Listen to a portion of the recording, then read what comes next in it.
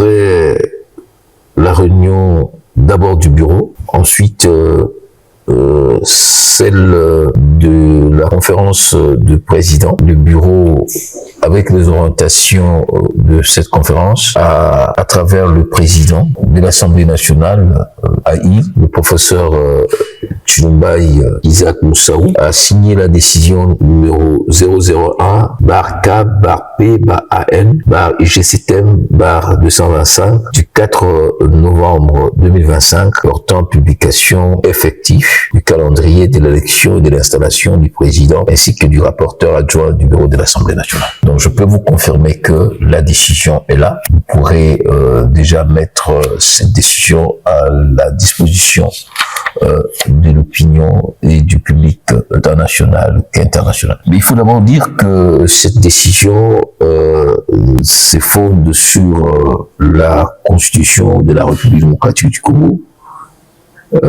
qui affirme aux articles 100, 111 et 112 l'autonomie et l'indépendance du Parlement dans l'articulation de son organisation. Ensuite, il y a notre règlement intérieur qui fixe les axes d'organisation du bureau et les mécanismes de remplacement ou de vote de membres qui notamment auront démissionné. Et c'est les cas que nous venons d'avoir avec la démission du président Vital Kamerhe Lwakabingning et de Madame Inamwizi Munongo. Ces démissions ont été référenciées par deux lettres le 22 septembre 2025. Ces démissions ouvrent donc la voie à la vacance et mettent automatiquement aussi au remplacement. Voilà pourquoi nous avons, sous bas de ces calendriers du règlement, nous présentons un calendrier qui prend effet à la date d'aujourd'hui, c'est-à-dire le mardi 4 novembre 2025. Et nous avons 3 jours, conformément à l'article 27 du règlement intérieur, 72 heures, pour recevoir, n'est-ce pas, les candidatures. À partir du samedi, les dossiers seront soumis à la commission technique qui a été aussi mise en place par décision du bureau. C'est la décision 002. Et cette commission présidée par, elle est technique, elle sera présidée par l'honorable Bouanganga. Cette commission va examiner l'ensemble des dossiers. Ici est de noter que les dossiers des candidatures sont présentés par la majorité et par l'opposition, compte tenu de prescrits de la Constitution, plus précisément de l'article par un parti, par un groupe ou pour un indépendant. Donc les candidats indépendants peuvent présenter leur candidature.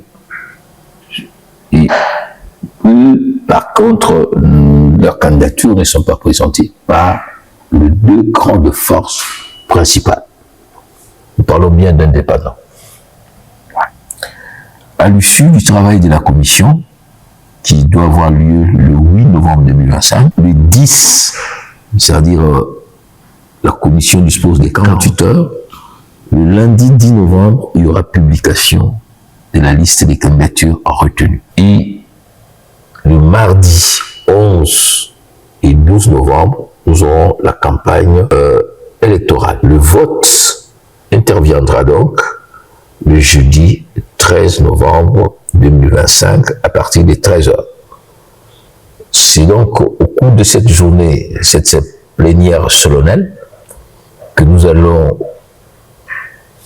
auditionner les messages des candidats retenus et ensuite nous allons élire les présidents et les rapporteurs adjoints du bureau.